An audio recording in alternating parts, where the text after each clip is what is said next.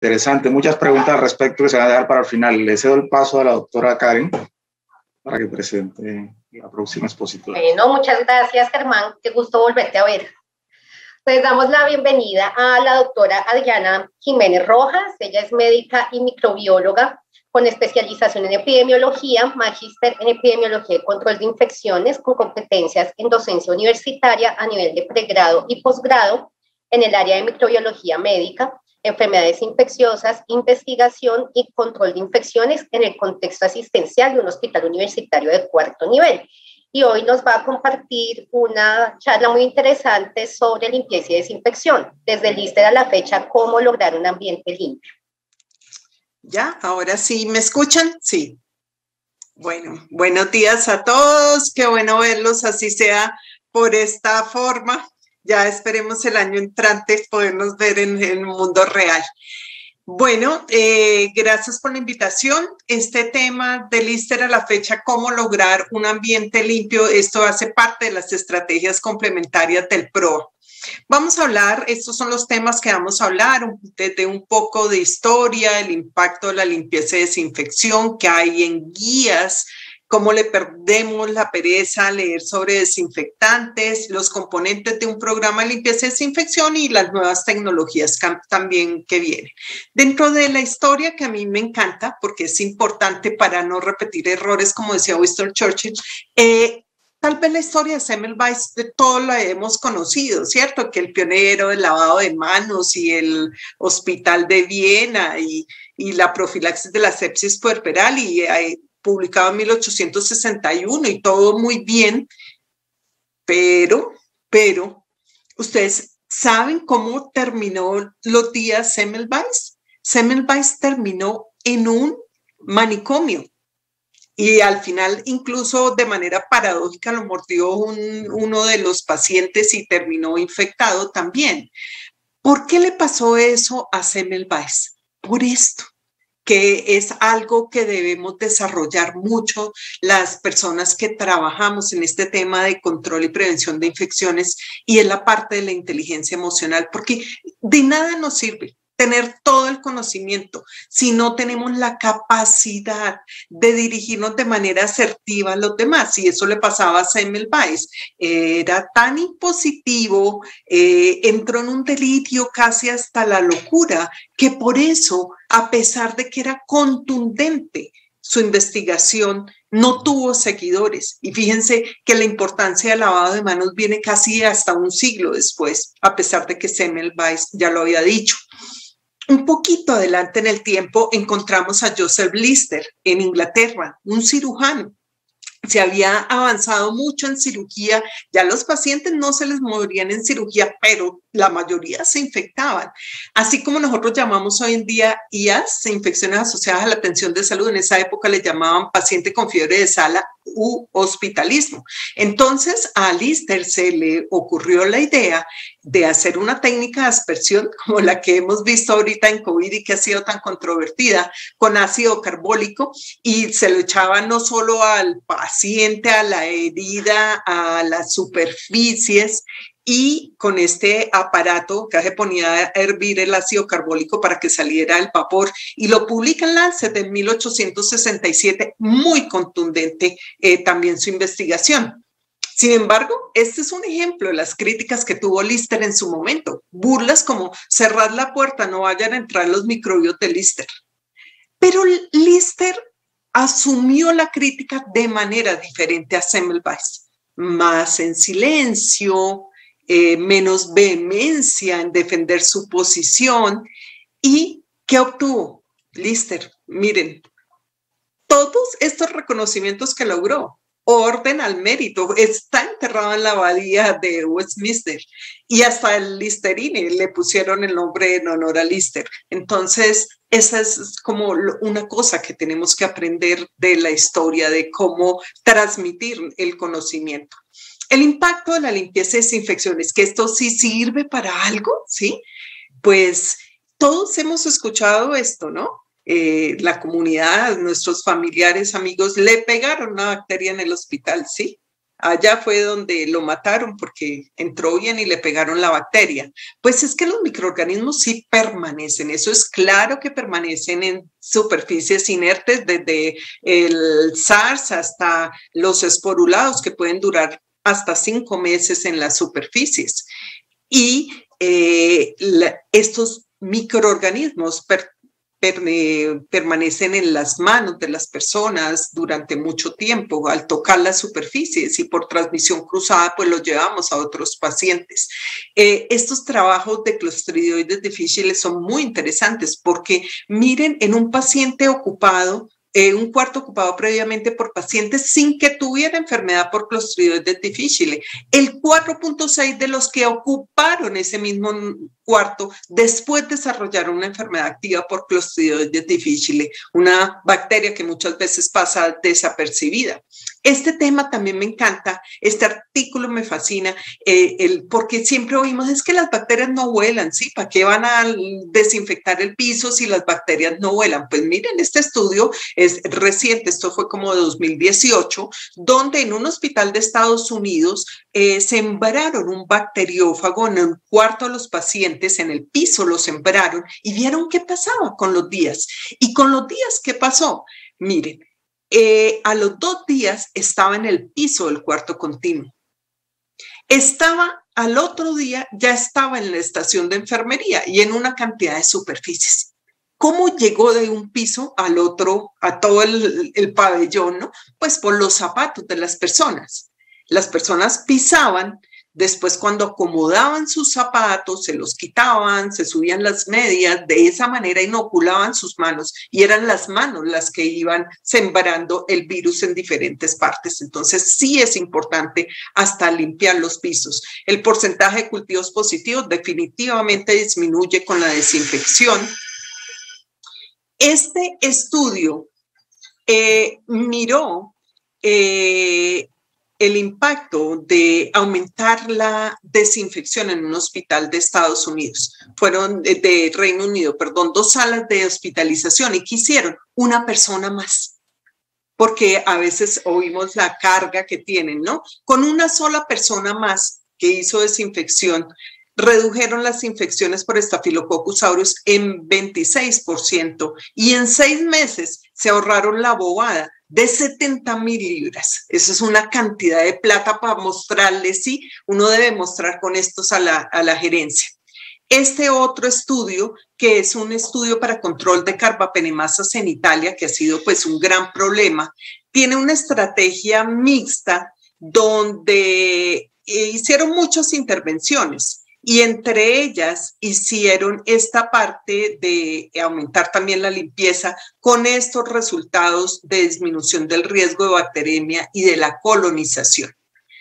Cuando uno empieza a abordar este tema, uno dice, ¿de dónde voy a leer? ¿Cierto? ¿Cómo sustento mis guías del hospital? Entonces, ¿qué guías hay de limpieza y desinfección? Nosotros hicimos una búsqueda en los últimos 5 años con estos criterios de búsqueda a ver si habían guías desarrolladas por organizaciones internacionales, porque hay muchas guías locales de países de hospitales basadas en evidencia. ¿Y qué encontramos? Encontramos que la única guía que existe es la guía del CDC. Es una guía antigua del 2018, pero tiene una actualización del 2019, no de la totalidad de la guía, pero sí de algunas partes. Pero uno debe tener en cuenta estas guías también, a pesar de que no cumplían esos criterios. Esta guía que sacó el CDC en el 2019, que es sobre, ellos le llaman las mejores prácticas de limpieza en países con recursos limitados, y empieza desde lo muy básico. Y esta otra guía, que a pesar de que es hecha localmente, porque fue hecha en Ontario, es una guía que, échenle ojo, es una guía muy bien hecha con 85 recomendaciones muy actualizadas. Y próximamente, acá me hago propaganda, limpieza y desinfección de equipos y superficies ambientales en instituciones prestadoras de servicios de salud.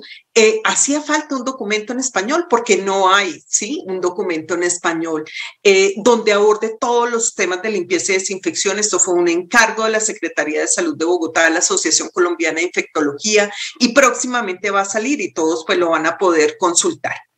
Los desinfectantes, ¿cómo comprenderlos? Porque es el insumo básico de la limpieza y de la desinfección. No es lo mismo desinfectar una casa que desinfectar un hospital. Si usted lo empieza a abordar así, ya perdió el año. No es lo mismo, escoger un desinfectante no es lo mismo que ir al supermercado, y escoger un desinfectante no es lo mismo que usted abordar el inserto de un desinfectante, porque para eso usted tiene que tener unos conocimientos técnicos.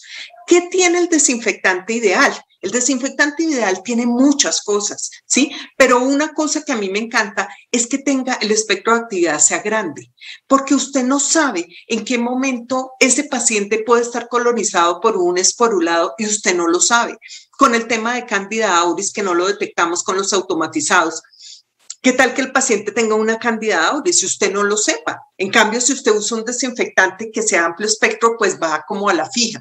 El tiempo de contacto, el tiempo de secado, que sea para superficies ambientales y equipos biomédicos, la compatibilidad, que sirva en materia orgánica, por supuesto que no sea tóxico. Ahora el tema del biodegradable y el tema de costo-efectividad. Son muchas cosas las que usted tiene que evaluar cuando va a elegir un desinfectante. El espectro de actividad hay que comprenderlo, porque no todos los microorganismos requieren el mismo tipo de desinfectante. Los priones casi que necesitan una esterilización, mientras que los virus cubiertos son muy fáciles de eliminar por el tema de los lípidos. En el intermedio es más difícil eliminar micobacterias. Los virus desnudos pequeños son más difíciles de eliminar que los virus desnudos grandes. Los hongos estarían allí en la mitad. Esta es una tabla donde se resumen pues espectro de actividad de diferentes desinfectantes. No voy a entrar en detalle, pero les puedo decir que los clorados y sus derivados son desinfectantes de alto nivel siempre y cuando lo usemos a las concentraciones altas. A 5.000 partes por millón, un hipoclorito puede destruir esporas. Entonces, en ese sentido podría ser considerado un desinfectante de alto nivel. En el otro extremo tenemos los amonios cuaternarios, muy empleados en los hospitales, pero no les van a servir ni para Candida auris, ni para virus desnudos, ni le van a servir para micobacterias, ni le van a servir tampoco para esporas. Pero sí tengo que hacer acá una salvedad. Es que los amonios cuaternarios, no tanto los de última generación, sino últimas tecnologías, adicionan otros componentes. Por ejemplo, adicionan algún tipo de alcohol y eso le cambia el espectro total al amonio cuaternario. Entonces, no es decir así, no voy a usar amonio cuaternario, no, mire su amonio cuaternario y mire qué más le adicionaron. Y la normatividad de los desinfectantes. Cuando a usted le van a hacer las visitas de auditoría, le van a pedir siempre, muéstreme el certificado INVIMA del desinfectante que usted va usando. Y ahí uno se vuelve un 8. Cuando nosotros estábamos revisando esta guía, tuvimos que recurrir a muchos químicos para que nos explicaran esto. Y el resumen es este. Y no es tan difícil. Si usted va a usar un desinfectante sobre dispositivos médicos que entren en contacto con el paciente, su desinfectante tiene que tener un registro de dispositivo médico. ¿Cómo lo reconoce? Con la letrica DM. Su desinfectante debe decir DM y un número. Eso quiere decir que usted lo puede usar. Otro registro es este que se llama notificación sanitaria obligatoria. Eso aplica para toda América Latina porque fue una decisión de la Comunidad Andina de Naciones, pero eso solo aplica para productos de higiene doméstica, no para los de uso hospitalario. Entonces, si usted va al supermercado, la próxima vez que vayan al supermercado y elijan el desinfectante de su casa y miren el inserto, va a ver que dice NSO. Ese desinfectante podría ser usado en la cocina de su hospital, que es una pregunta que nos hacen también. Ese puede usar, pero usted en el hospital, para los pisos de su hospital, para el resto de superficies, no puede usar un desinfectante con este tipo de registro. Entonces, ¿qué desinfectante, qué registro para los pisos, las puertas, el resto de cosas que va a utilizar? Va a tener algo que se llama certificación de no obligatoriedad de registro. Esto es algo que expide el INVIMA. Le dice, es como una cartica que le dice, este desinfectante no requiere registro. Es paradójico, ¿no? ¿Por qué un desinfectante de consumo masivo de supermercado tiene esta notificación y este no, si es de uso hospitalario? Pero así es. Lo que le van a expedir es una cartica que dice certificación de no obligatoria de registro. No tiene por qué tener un registro como dispositivo médico ni como NSO. La otra cosa. Pasa a veces que los auditores, uno le dice, yo uso uno DM, ¿sí? Con registro de dispositivo médico. Y dicen, ¿y para los pisos qué uso? ¿Qué usa? Yo le digo, el mismo. Me dicen, no, no le sirve. Oiga, ¿por qué no le va a servir? Si le sirve un desinfectante de DM, le sirve perfecto para el piso y para todo el resto. Pero como a veces es difícil que los auditores entiendan eso, entonces las casas comerciales lo que sacan es el DM y también le mandan a uno la cartica de la certificación de no obligatoriedad de registro. Cuando usted coge un inserto, usted quiere saber sobre qué microorganismo le va a servir. Entonces, es normal que usted le presenten como un brochure y le dice, esto le sirve para todas estas bacterias. Muy bonito, sí. ¿Y usted cómo sabe? ¿Sí? ¿Usted cómo sabe que le sirve para eso? ¿Usted de dónde sacó eso? No, es que yo soy un amonio cuaternario y los amonios cuaternarios sirven para todo eso. Oiga, ¿y es que usted hizo las pruebas? Hay un grave problema. Y es que en Colombia no es obligatorio realizar pruebas a los desinfectantes, pruebas microbiológicas. Las pruebas microbiológicas son obligatorias en Estados Unidos, son obligatorias en Europa, pero no son obligatorias en Colombia para el registro de un desinfectante. Entonces, no es lo mismo, ¿no? No es lo mismo como una copia que el original. Si usted compra un desinfectante que viene de otro país, ellos sí le van a entregar pruebas como esta. Uno le dice, muéstreme sus pruebas. Y ellos le muestran la prueba, acá está la norma europea, acá está la norma de Estados Unidos y le dice esto le sirve para el Clostridium difficile en ambiente limpio, en ambiente sucio, este es el tiempo de contacto requerido. Le van a mostrar pruebas contra Mycobacterium terra. Acá en Colombia, algunos laboratorios, algunos fabricantes hacen pruebas para bacterias porque es más fácil, pero hacer en Colombia pruebas para Mycobacterium terra, que es el subrogado pues, de Mycobacterium tuberculosis, hacer pruebas contra Mycobacterium auris o hacer pruebas contra virus desnudo, no se lo hacen. Pero ellos lo podrían hacer, lo podrían mandar a Europa, podrían mandar una muestra a Europa, a Estados Unidos. Lo ideal es que un desinfectante muestre sus propias pruebas microbiológicas, muestre que sí es efectivo. Miremos estos tiempos de contacto, ¿no? ¿Será que si yo aplico un desinfectante, 15 minutos va a durar actuando? ¿Va a durar 15 minutos húmedo? Eso era un concepto que se tenía, ¿no?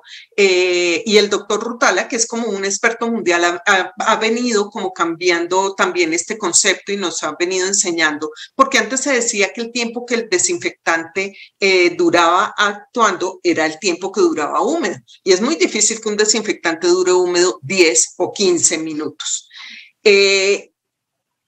Viene también el tiempo a los 10 minutos, es que las pruebas antes se hacían como en dilución en tubo con un líquido y ahora se hacen son las pruebas en disco de metal y en esas pruebas de disco de metal los desinfectantes son muy efectivos y en el disco de metal se seca muy rápido y sin embargo es efectivo. Entonces ahora hay un nuevo concepto que se llama el tiempo sin interrupciones.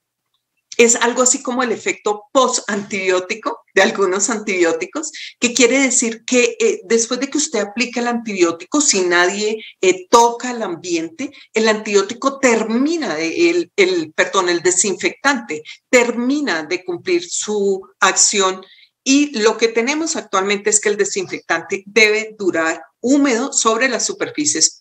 Mínimo 1 minuto va a ser suficiente.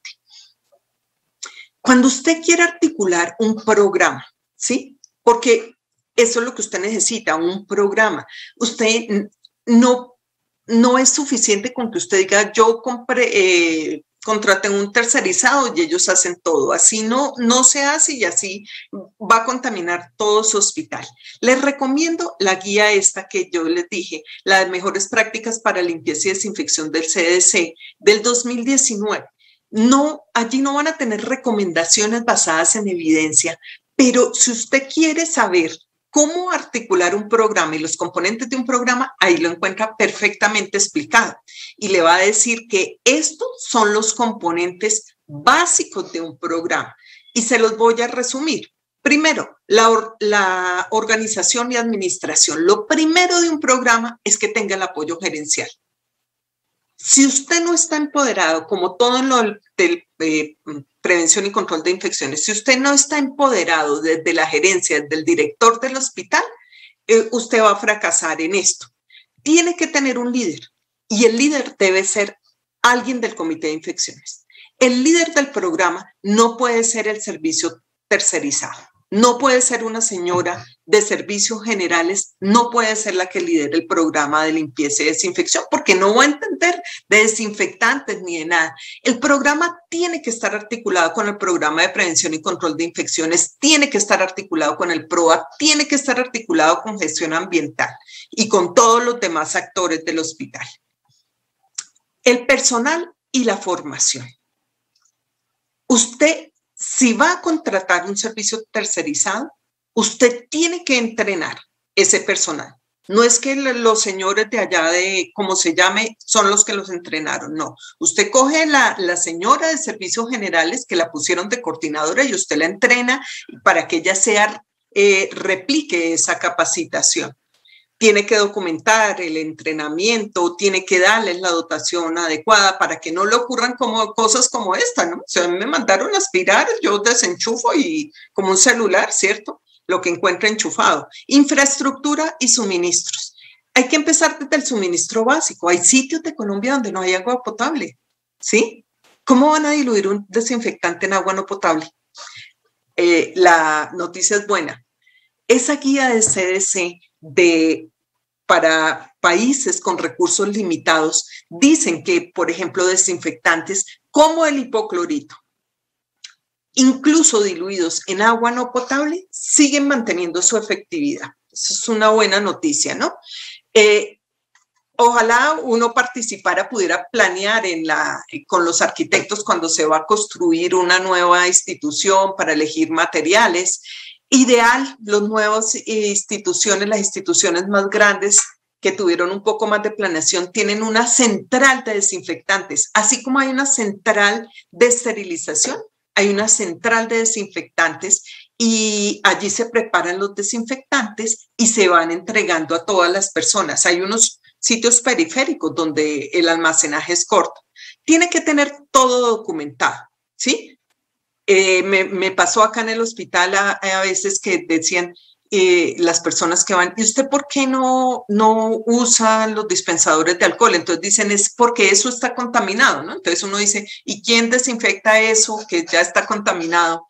Entonces tiene que tener todo documentado, todo lo que, como en todo, ¿no? En acreditación, todo hay que tenerlo bien documentado. ¿Quién hace qué y cuándo? ¿Qué hacen las auxiliares de enfermería? ¿Qué hacen las señoras de servicios generales? ¿Qué hacen las de terapia? ¿Qué hacen las de instrumentación quirúrgica? Cada una tiene una función y eso usted lo tiene que tener documentado. Una forma de controlar es a través de las listas de chequeo, porque recuerden que el personal de limpieza rota mucho. Entonces, cada vez que llega una persona nueva, usted le dice, la manda a una habitación, vaya y limpie. ¿Y qué va a limpiar? ¿Cierto? Entonces, si la manda con una lista de chequeo como esta, que es muy básica del CDC, pues le va a ayudar. Pero hay algo mejor y es esto que se llama ahora en administración un estándar de procedimiento operativo. Tiene hasta una sigla que dice quién, qué, cuándo, cómo y con qué. Esta tabla es un ejemplo de una cantidad de tablas, no las llegué a contar. Esto es autoría de una jefe de acá de Bogotá que se llama Julia, la jefe Julia Ortiz. Ella con su experiencia elaboró estas tablas para cada área del hospital. Entonces, cuando ustedes tengan este documento que hicimos acá en Bogotá, les sirve para hacer sus listas de chequeo. Uno como médico no tiene el detalle de todas las cosas que hay en cada sitio. Entonces, allí está. ¿Qué objeto? ¿Quién lo hace? ¿Qué procedimiento le hace? ¿Qué nivel de desinfección? La frecuencia es recurrente, es diario, es terminal y el producto utilizado. De esa manera las personas no se pierden. Esto va a ser un insumo muy importante para que ustedes establezcan sus listas de chequeo. Así sea que la gente llene palitos, por lo menos va interiorizando todas las cosas y no le va faltando, no va dejando cosas sin desinfectar. Supervisión y retroalimentación. Yo pienso que acá es donde hay que tener más inteligencia emocional. Y usted tiene que mirar las batallas que va a dar en prevención y control de infecciones. Por ejemplo, una batalla que no vale la pena dar, el tema del esmalte, ¿cierto? Las anestesiólogas con esmalte en las uñas, va a pelear con todas las anestesiólogas, con todas las cirujanas, qué tanto impacta tener un esmalte. Entonces, defina qué cosas va a hacer cumplir, porque peor que no tener normas es tener algo escrito y no cumplirlo. Promueva la sana competencia. ¿Cuál pabellón da menos lecturas del luminómetro? Haga que la gerencia le entregue un premio de pronto a las personas. Hay diferentes formas de hacer la supervisión de limpieza. Una forma fácil es inspección visual. Nosotros tuvimos una visita de acreditación en el hospital, donde una de las acreditadoras en salas de cirugía pidió una banquita, pidió una gasa y con la gasa pasó encima de la lámpara cielítica para ver si sí, y así pasó por muchas áreas del hospital de altura para ver si sí lo estábamos haciendo. Entonces es una forma de hacerlo, pero no es tan objetiva. Cultivos. El problema de los cultivos es que los cultivos pues son más costosos y no está definido exactamente el número de unidades deformadoras de colonias que serían permisibles. Hay un valor del Departamento de Agricultura de Estados Unidos. Entonces no, es costoso y además los laboratorios de microbiología, que lo diga Germán, no son los llamados a convertirse en laboratorios de microbiología industrial. De las cosas objetivas es la medición de ATP o luminometría. Es objetivo, miden unidades relativas de luz. El problema es que las unidades relativas de luz no están estandarizadas. Siempre que usted inicia a hacer luminometría, le van haciendo como un parámetro para su institución. Entonces, ¿qué es bien? 50 o 100 o 200, usamos casi siempre 100, pero no es que haya un estándar universal. La marcación fluorescente, usted puede ir antes de que hagan la desinfección, hacer una marquita con un marcador fluorescente, después de que termine la desinfección, pasar con una lámpara de luz ultravioleta y dirán, mire, muy mal, este pedacito le faltó por desinfectar. Las nuevas tecnologías, ¿qué viene? ¿Sí? Así como en microbiología. Doctora Jiménez, te quedan 2 minuticos para la charla. Gracias. Nuevas tecnologías. Radiación ultravioleta, peróxido de hidrógeno, luz azul visible o agua electrolizada o desinfectantes de acción sostenida es lo nuevo que viene. Hay evidencia de que pueden servir. Si usted, a pesar de haber articulado todo el programa, las cosas no le funcionan y sigue teniendo un problema, una endemia, pues puede terminar. Acá quedará la presentación para que vean el detalle, un poco más de detalle sobre estas nuevas tecnologías. Es algo que puede pensar. Agradecimiento a todos. Termino con este mural que se hizo en Bogotá para los héroes de la pandemia, todos los que trabajamos en infecciones. Tuvimos que ver con esto, tuvimos una sobrecarga de trabajo. Entonces, un agradecimiento a todos los asistentes que están acá por sus aportes durante esta época. Muchas gracias.